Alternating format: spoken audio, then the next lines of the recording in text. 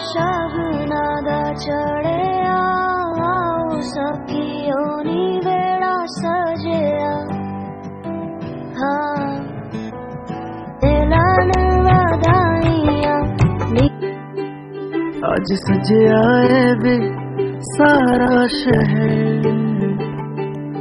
आज हो गई आवे रब दी महल हाय सजिया है वे सारा शहर आज हो गई आवे रब दी महल खुशियां तो चढ़िया आज वे करना है। डाउट तो नहीं किसी को? ठीक है, अब अपना हाथ अपने गाल पर लेकर आइए।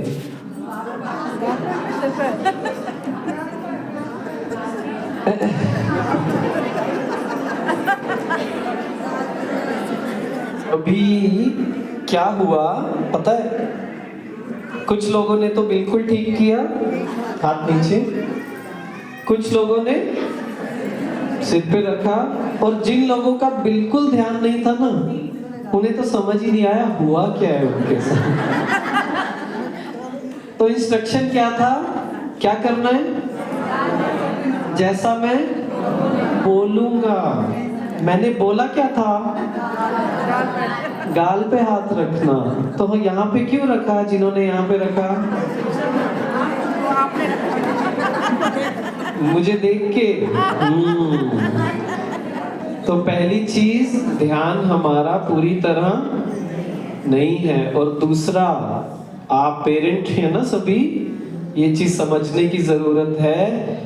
इंसान दूसरे को देखकर सीखता है। बच्चे क्या कर रहे हैं, मेरे आसपास के लोग क्या कर रहे हैं? हमें देखकर सीख रहे हैं। हम कहते हैं सच बोलना चाहिए, प्यार से रहना चाहिए, ईमानदार रहना चाहिए, और हम क्या करते हैं? अगर झूठ बोलते हैं, गुस्सा करते हैं, थोड़ी बेईमानी करते हैं, तो क्या हो रहा है? वही चीज कॉपी हो रही है। इसलिए इस बात का ध्यान रखना है बहुत अच्छे से कि जैसा हम करेंगे वैसा ही लोग सीखेंगे। इसलिए पहली अटेंशन, आसपास कुछ भी हो रहा हो, उधर से कोई आए, इधर से कोई आए, इधर कुछ हो रहा हो, क्या करेंगे? देखना है उधर। हमारा कुछ काम है नहीं है ना, तो कहाँ अटेंशन पूरा? यहाँ पर। क्यों? क्योंकि ये आधा घंटा इतना भी प्रैक्टिस कर लेना, हमें महसूस होगा कि मैं एकाग्र रह सकता हूं। और ये कहाँ काम आएगा? जब मेडिटेशन करेंगे, क्योंकि मेडिटेशन में मन इधर उधर जाता है ना, तो अपने आप को समझा पाएंगे, भैया नहीं, मुझे नहीं सोचना उस बारे में। उसकी शुरुआत कहाँ से होगी? मुझे नहीं देखना जो इधर उधर हो रहा है, मेरे काम की चीज ही नहीं है। स्टेटस देखना जरूरी है क्या? कोई डांस कर रहा है, कोई फोटो लगा रहा है, कोई कुछ कर रहा है, देखना जरूरी है? क्यों देखते हैं? सोचिए इस बारे में, क्यों देखते हैं? कोई बताएगा क्यों देखते हैं? मुझे पता है क्या आंसर आ रहा है। क्या? हाँ, टाइम पास है ना। टाइम पास, इसको थोड़ा सोचिए, क्या बोल रहे हैं हम? टाइम को पास कर रहे हैं, मतलब कहते हैं ना, कट रही है, हो रहा है टाइम पास। तो मन में चलना चाहिए ना, लाइफ को हम पास कर रहे हैं, काटने आए हैं इस दुनिया में, जीने आए हैं ना।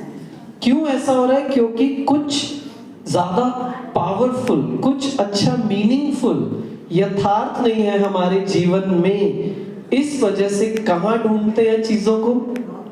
थोड़ी सी लो वाइब्रेशनल चीजों में, जैसे कि सीरियल्स, रील्स, गेम, पॉलिटिक्स, इधर उधर की बातें, इसी में ढूंढते हैं, क्योंकि एक लक्ष्य नहीं है हमारा। लक्ष्य मतलब उस पर हम बात करेंगे, पर जब अपने जीवन में कुछ मीनिंगफुल लेकर आएंगे, तब हमारा टाइम वेस्ट होना बंद हो जाएगा, क्योंकि टाइम की वैल्यू समझ आएगी। है ना। इसके लिए 3 बातें क्विकली मैं आपसे शेयर करना चाहूंगा, और वो कैसे मेडिटेशन से आएगी, क्या करना चाहिए, उस पर हम बात करेंगे, है ना। 3 F मैं आपके साथ शेयर करना चाहूंगा जो आज से हम प्रैक्टिस करें।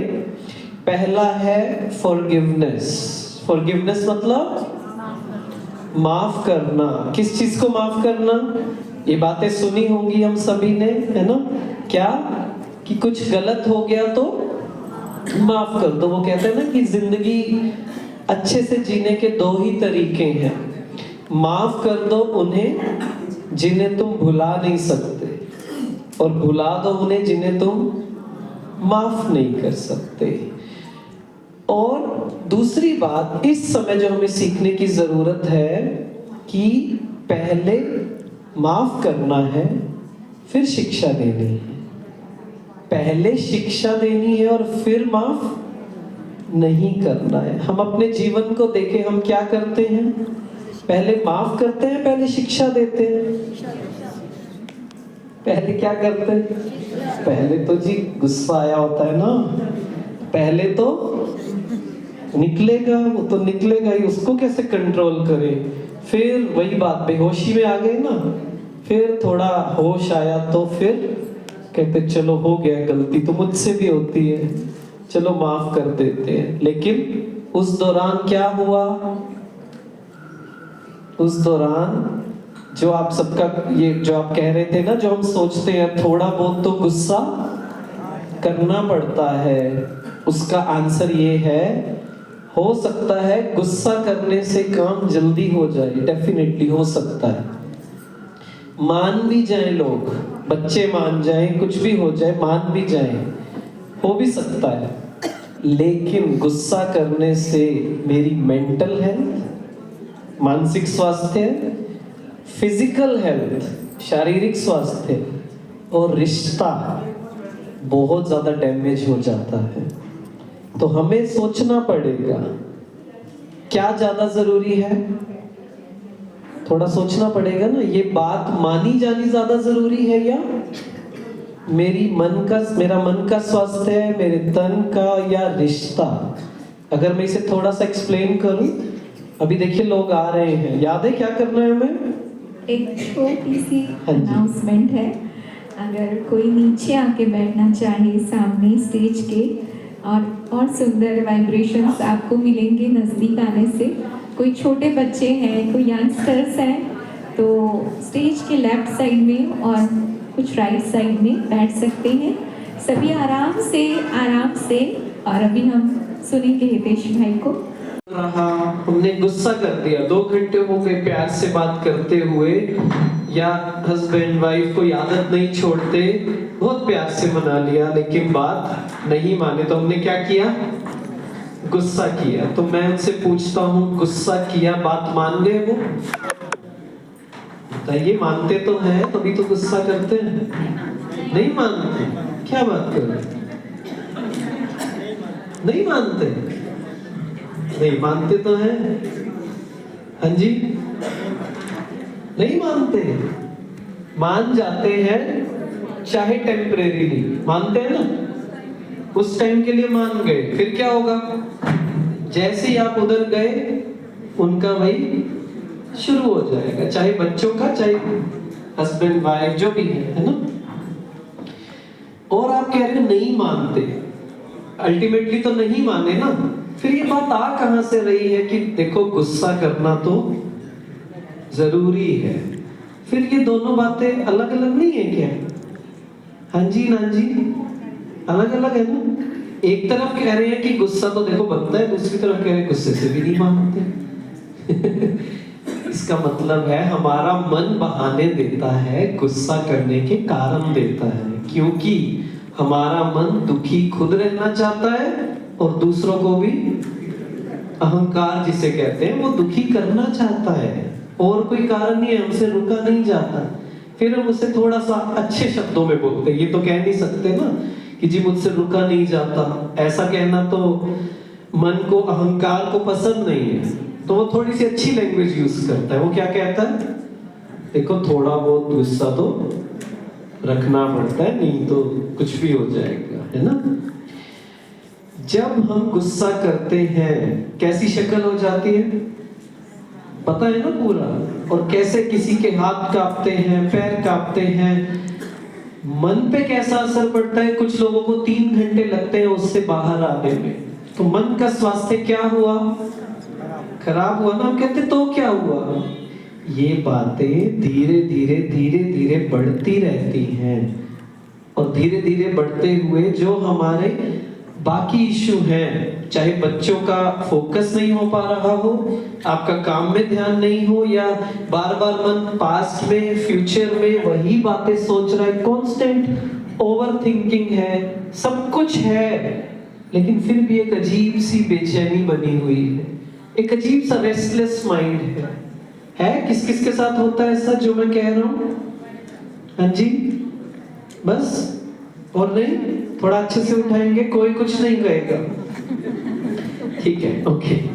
तो ये बात समझने की है कि उस समय, फिर से मैं पूरा एक्सप्लेन करूंगा, उसका निवारण पे बात करेंगे, पर उस समय ये चीज समझने की बहुत अच्छे से जरूरत है, गुस्सा नेचुरल नहीं है, गुस्सा सॉल्यूशन नहीं है। थोड़ा सा चेंज करना पड़ेगा कि मेरी प्राथमिकता क्या है। प्राथमिकता समझते हैं सभी?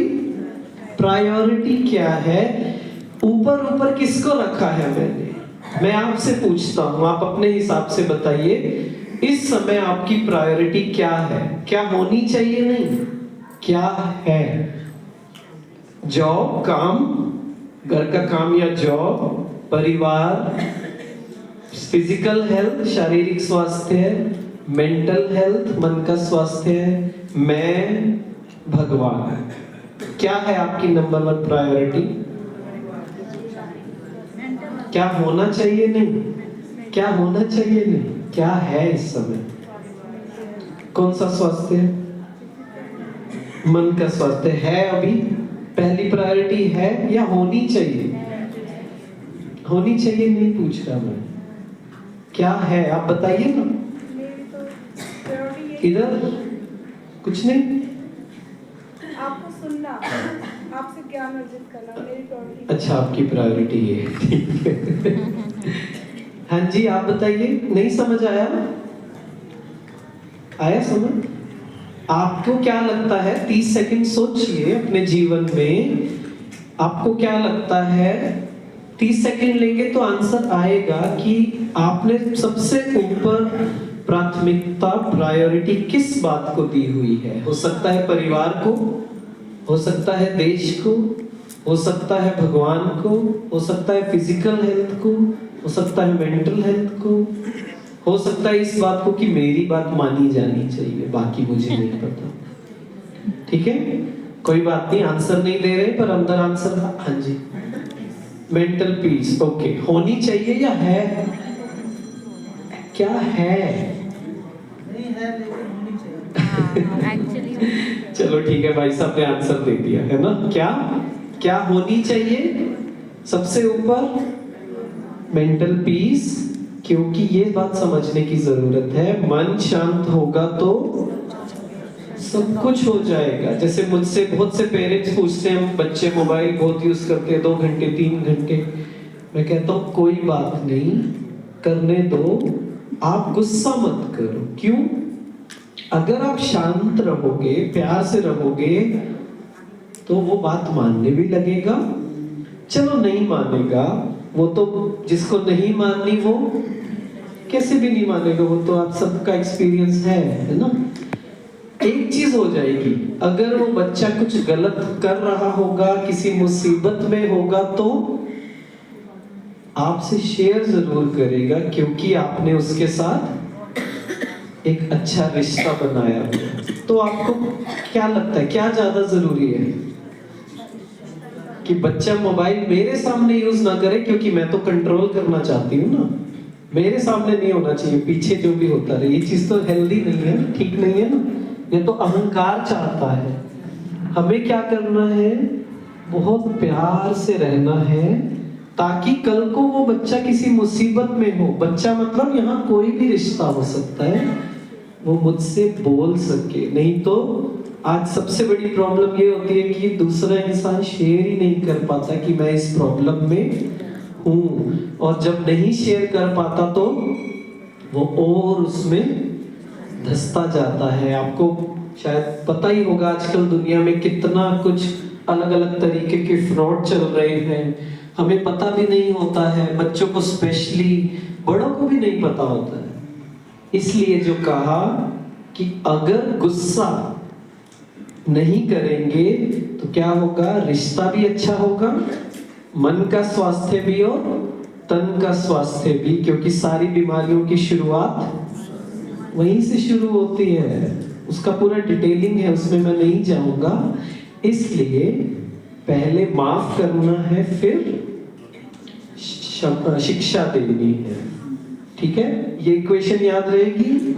जब भी गुस्सा आए क्या कहना है, पहले माफ करूंगी, जब तक माफ नहीं किया तब तक शिक्षा नहीं, तब तक बोलना नहीं है ना, तब तक फायदा नहीं है, नुकसान ज्यादा होगा। ठीक है, इसके लिए क्या करना होगा कि मैं बहुत पावरफुल हूं, माफी देने वाला ज्यादा शक्तिशाली होता है, ना कि गुस्सा करने वाला। हमने गलत धारणाएं बिठाई हुई हैं। मैं आपसे पूछता हूं, एक इंसान ये है और एक इंसान ये है, ठीक है, एक ये इंसान और एक ये गुस्सा इन पर कर रहे हैं, ठीक है, ये गुस्सा इन पर कर रहे हैं। आपको क्या लगता है हम क्या बोलते हैं, हाय बेचारा, किसको बेचारा बोलते हैं, इसे बेचारा बोलते हैं, इसे बेचारा बोलते हैं, जिस पे गुस्सा कर रहे हैं क्या कहते हैं, हाय बेचारे को गुस्सा कर दिया। अब थोड़ा सा सोचिए, असली में बेचारा कौन है, असली बेचारा ये हुआ, क्यों, क्योंकि उसको नुकसान ज्यादा हुआ, लॉन्ग टर्म नुकसान हुआ है उसे, और उसे पता भी नहीं है। तो वो सब छोड़ दीजिए कि हाय बेचारे को डांट पड़ गई, हाय मैंने गुस्सा किया, मेरी हालत देखो क्या हो गई होगी। ठीक है, तो माफ करने के लिए मैं बहुत पावरफुल हूँ, परमात्मा की संतान हूँ, मेरे लिए माफ करना बहुत आसान है। क्यों, क्योंकि मुझे इस प्रेशर को बढ़ने नहीं देना है, इसे रोज क्लीन करते रहना। इसीलिए हर रोज रात को सोने से पहले हम कहते हैं कि माफी का मेडिटेशन करो। हर आत्मा के लिए मेरे मन में शुभ भावना, सबको माफ करती हूँ और सभी से माफी मांगती हूँ। रोज ये करेंगे तो देखना ये जो प्रेशर कुकर है इसका प्रेशर नहीं बढ़ेगा, बढ़ेगा तो सीटी बचती है, राइट, कम रहेगा तो बिल्कुल ठीक रहेगा। ठीक है, तो पहला फॉरगिवनेस, दूसरा फ्रीडम। फ्रीडम मतलब एक बात की प्रैक्टिस कि मैं आत्मा एक ज्योति बिंदु हूं और यहाँ मेरे जीवन का एक ही लक्ष्य है। वो क्या है, मुझे अपने आप को सुधारना है। मेरा जॉब नहीं है दूसरे को सुधारना।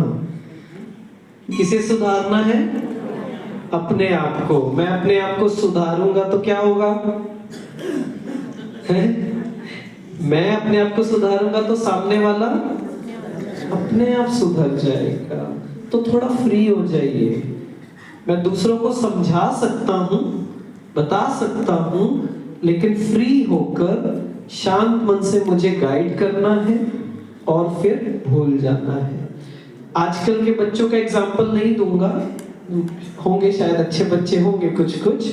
मान लीजिए एक बच्चे को कुछ चाहिए तो बच्चा आपको कहता है मम्मी ये चाहिए, 1 सेकंड में भूल भी जाता है, भूल जाता है ना, उसको कुछ और बात याद आ जाती है। होता है ऐसा। ऐसे ही हमें किसी को राय देनी है ना, चाहे बच्चों को, कैसे राय देनी है,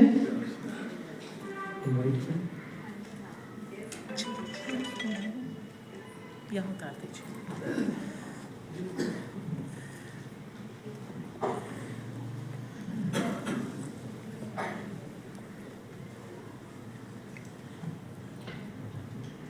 तो तो राय कैसे देनी है? हमारे बीच में डॉक्टर मेघा पुरोहित, जिन्हें हमने आज as a guest of honour के रूप में बुलाया है, हमारे बीच पधारे हैं। हम इनका तालियों से स्वागत करते हैं और बहनों से भी अनुरोध है कि वो उनका तिलक और पुष्पों से स्वागत करें। हाँ जी, ठीक है, इधर ध्यान रहेगा जो हमने शुरू में प्रैक्टिस की। हाँ जी, तभी आगे करें बात, नहीं तो उधर ध्यान जाएगा तो फायदा होगा नहीं होगा, है ना। तो कैसे राय भी देनी है, चाहे वो बच्चा हो। हाँ जी,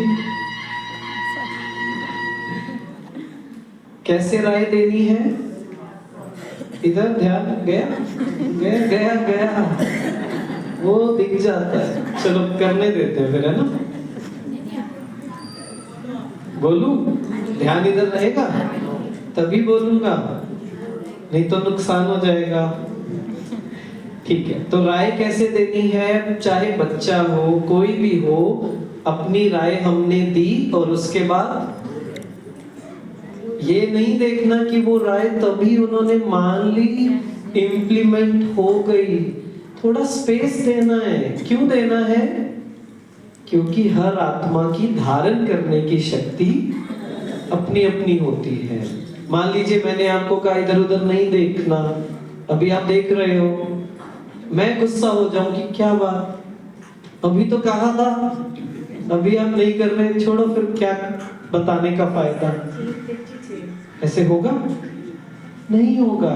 थोड़ा समय देना है उस बदलाव को लाने के लिए। वो बदलाव तब आएगा जब भूल जाएंगे कि भाई इंप्लीमेंट हुआ या नहीं, हो जाएगा। बता दिया मैंने, बीज डाल दिया, उसके बाद वो अपने आप हो जाएगा। उसे प्यार का एनवायरनमेंट देना है तो वो फलीभूत हो जाएगा। ठीक है, इसलिए क्या करना है? क्या पॉइंट कहा दूसरा? फ्रीडम, फ्री रहना है। ज्यादा बिना बात की एक्स्ट्रा टेंशन नहीं लेनी है। अपना ध्यान अपने ऊपर रखना है ना। एक बार एक पार्क में बच्चा होता है और वो चॉकलेट खा रहा होता है। एक चॉकलेट खाता है, दो खाता है, 3, 4, 5, 6। तो वहीं बेंच पे पास में एक दादी की उम्र के लेडी बैठे होते हैं, तो उनसे रहा नहीं जाता। वो उनके पास जाती हैं और उनको कहती है, बच्चे ज्यादा चॉकलेट नहीं खानी चाहिए, ज्यादा चॉकलेट खाने से दांत खराब हो जाते हैं, है ना। तो वो बच्चा थोड़ा नटखट होता है, वो पॉकेट से एक और चॉकलेट निकालता है, छीलता है, खाता है, खाते खाते कहता है, आपको पता है मेरी दादी 100 साल जिंदा रही थी। वो कहती क्यों, वो भी बहुत चॉकलेट खाती थी। वो कहता नहीं, वो अपने काम से काम रखती थी।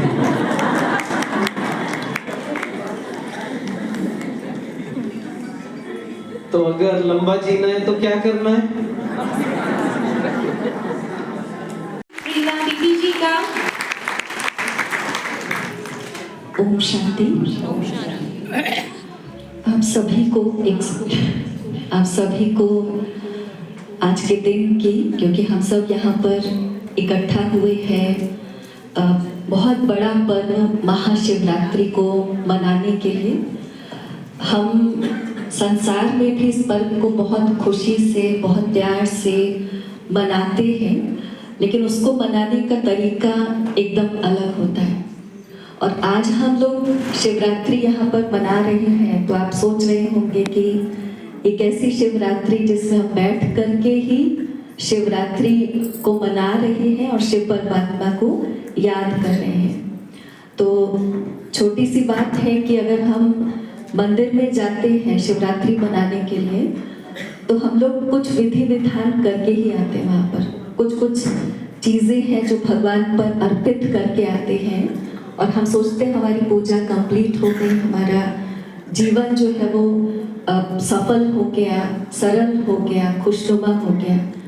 लेकिन हम देखें तो वो मनाने का तरीका केवल 5 मिनट का होता है। और यहाँ बैठ करके जब हम बहुत कुछ बातें अपने बड़ों से, अनुभवी दीदियों से, भाई साहब से और हितेश भाई जी से जैसे अभी आपने सुना, तो बहुत कुछ ऐसा टिप्स यहाँ से आप सब लेकर के जाएंगे जो जीवन में अगर उसको हम लोग अपनाएंगे तो हमारे जीवन के मायने बिल्कुल बदल जाएंगे, है ना। भगवान हमसे हमारी बुराइयां ही चाहता है, और ये जो कार्यक्रम आज ऑर्गेनाइज हुआ है, यहाँ बैठे हैं, तो ये केवल इसलिए है कि कुछ इंस्पिरेशन हम सबको मिल सके कि जो छोटी छोटी बुराइयां हम सब अपने जीवन से छोड़ना चाहते हैं वो छोड़ें कैसे, है ना। मन तो सबका करता है कि हम सब तुरंत गुस्सा छोड़ दें, तुरंत दुख को, परेशानियों को छोड़ दें, लेकिन वो हमारा पीछा नहीं छोड़ती।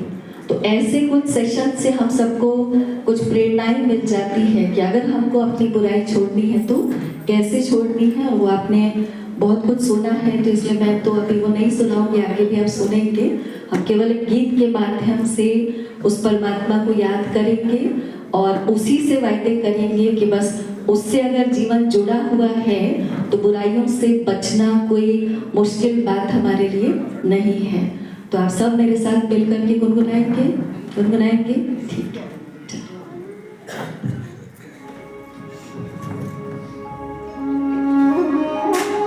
सांसों की माला में जिसकी यादें हैं पिरोई,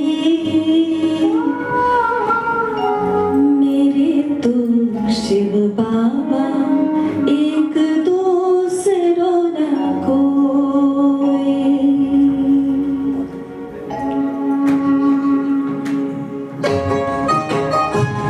तालियों से आप सब साथ दे सकते हो।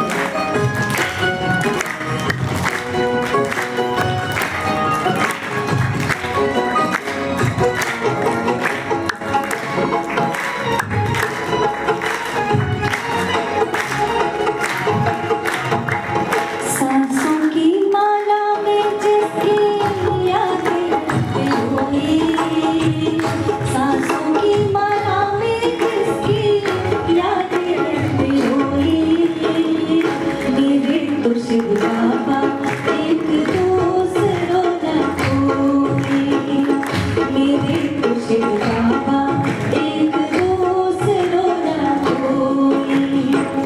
बाबा ही संसार मेरा, दुनिया मेरी होगी, बाबा ही संसार मेरा, दुनिया मेरी होगी, मेरे तो शिव बाबा एक दूसरो न कोई, मेरे तो शिव बाबा एक दूसरो न कोई।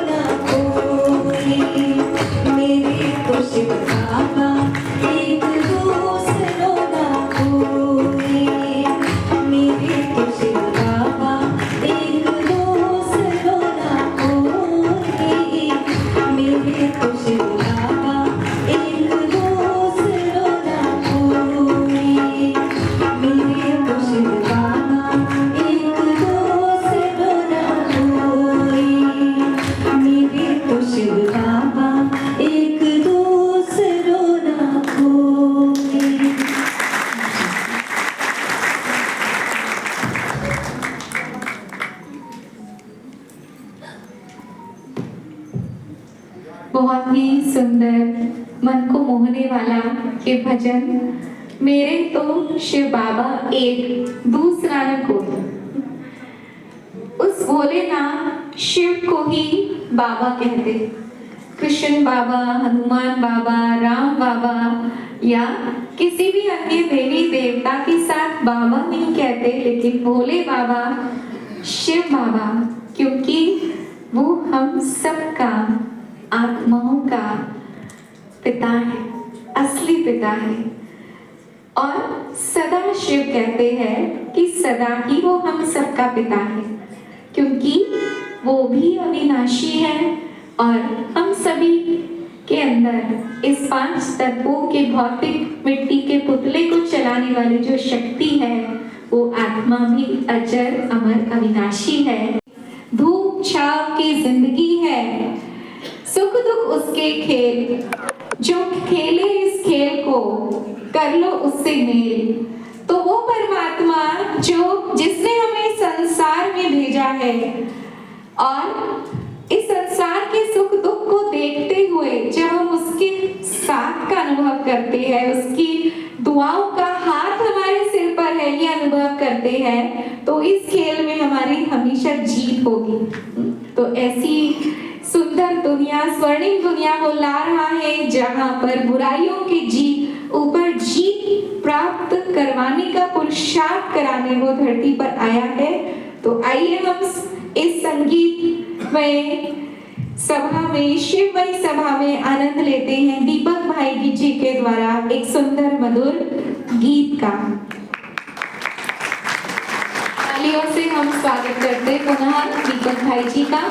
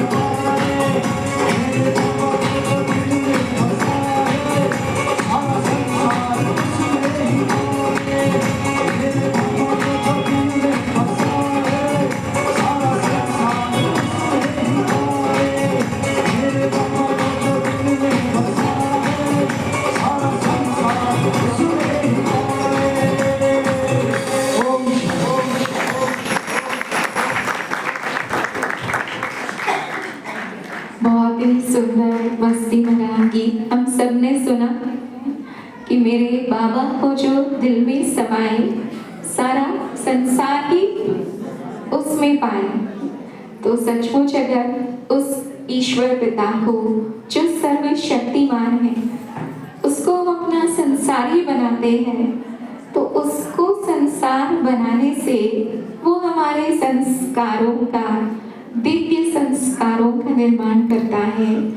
और जब हमारे अंदर दिव्य संस्कार आते हैं तो उन्हीं दिव्य संस्कारों से एक नया स्वर्णिम संसार स्थापन होता है, जिसके लिए वो इस धरती पर आया है। हम शिव की महिमा के गीत सुन रहे थे, मस्ती में झूम रहे थे, लेकिन ये जानना बहुत ही जरूरी है कि आखिर वो भगवान शिव जिसकी महिमा के लिए कहते हैं कि सागर को स्याही बना लो, सारे जंगल को सुखाकर कलम बना लो, सारी धरती को कागज बना लो, लेकिन उस शिव की महिमा का कोई अंत नहीं है।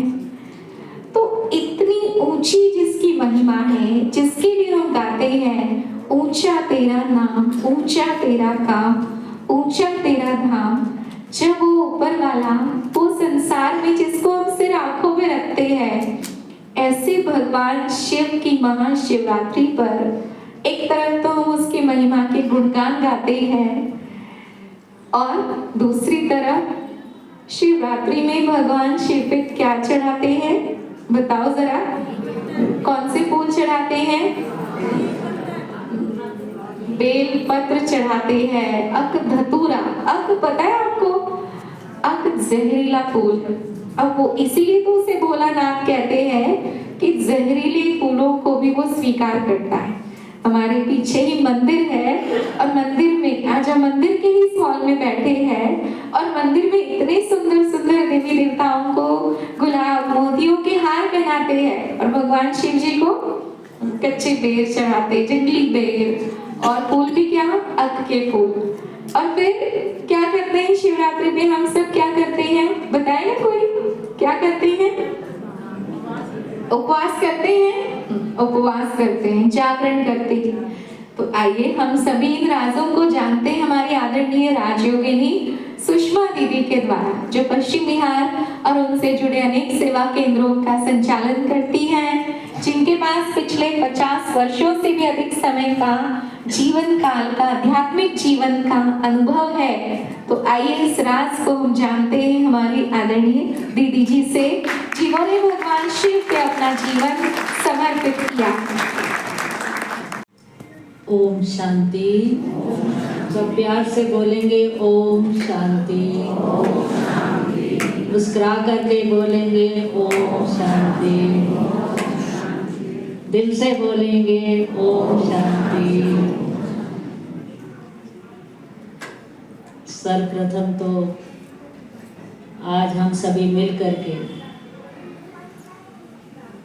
महाशिवरात्रि का उत्सव मनाने जा रहे हैं। सबके मन में बहुत उमंग है, उत्साह है। जब कोई भी उत्सव मनाते हैं तो उमंग उत्साह अपने आप ही बढ़ता चला जाता है। तो ऐसे ही आज हम महाशिवरात्रि का पर्व मना रहे हैं। आप शिव भोले बाबा के बहुत सुंदर सुंदर गीत भी सुन रहे हो। शिव रात्रि मनाई तो जाती है, लेकिन उसका जब तक आध्यात्मिक रहस्य समझ में ना आए तो शिवरात्रि मनाना अधूरा है। वैसे तो भारतवर्ष की ये संस्कृति है, ये परंपरा है कि हम साल के अगर 365 दिन हैं तो हम 365 दिन क्या उससे भी ज़्यादा त्यौहार मनाते रहते हैं। तो शिवरात्रि भी एक बहुत सुंदर त्योहार है। सबसे पहले तो हमें ये जानना जरूरी है कि वो रात्रि कौन सी है, क्यों मनाई जाती है, किस लिए मनाई जाती है। क्योंकि इस धरा पर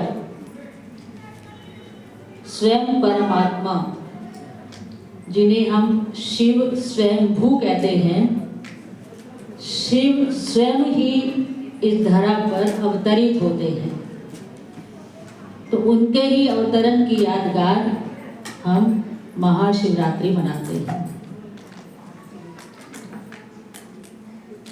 लेकिन शिव परमात्मा खुद ही इस धरा पर आते हैं और खुद की खुद पहचान देते हैं। वो कहते हैं, मैं जो हूँ, मैं जैसा हूँ, तुम मुझे मेरे द्वारा ही जान सकते हो।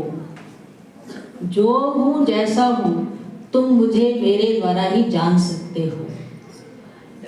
तो आप अक्सर करके देखते हो कि मंदिर में शिवालय जरूर होता है और शिवालय में शिव की प्रतिमा जो है वो निराकार रूप से ही पाई जाती है। उस निराकार रूप की यादगार, जिसको हम कहते हैं ज्योति बिंदु स्वरूप। भारतवर्ष के अंदर 12 ज्योतिर्लिंगम मठ बने हुए हैं। अमरनाथ की तरफ चले जाओ, वहाँ भी शिव ज्योति, जो बर्फ का शिवलिंग होता है, उसका दर्शन करने के लिए जाते हैं। इसी तरह महाकालेश्वर की यादगार जो उज्जैन में पाई जाती है, वहाँ भी जाते हैं। त्र्यंबकेश्वर में, नासिक जो भी आप सुन रहे थे, नासिक में त्र्यंबकेश्वर में भी शिव की यादगार पाई जाती है। तो पिंडी का रूप ही तो होता है, गोल गोल पिंडी होती है। तो परमात्मा पिता जो है, जिन्हें कहा जाता है God is one, God is truth, तो गॉड इज वन, तो वन की वन पहचान होनी चाहिए थी ना, सबके पास वन पहचान होनी चाहिए थी ना। लेकिन आप अपने आप से पूछिए कि हम सबके पास वो वन पहचान है या सारे ही भगवान हैं? क्या कहें? मंदिर में देवी देवताओं के भी दर्शन करने जाते हैं, उनके बहुत सुंदर मंडप सजे हुए होते हैं, बहुत सुंदर श्रृंगार होता है। आप देखें वो कौन है, उनको हम कहते हैं गॉड गॉडिस कहते हैं। वो गॉड गॉडिस है, लेकिन परमात्मा को कहते हैं गॉड फादर कहते हैं। उनको हम गॉड फादर कहते हैं, गॉड गॉडिस नहीं कहते हैं। तो गॉड गॉडिस जो है वो परमात्मा की, गॉड फादर की रचना है, और गॉड फादर जो है वो रचयिता है, वो इस मनुष्य सृष्टि का बीज रूप है।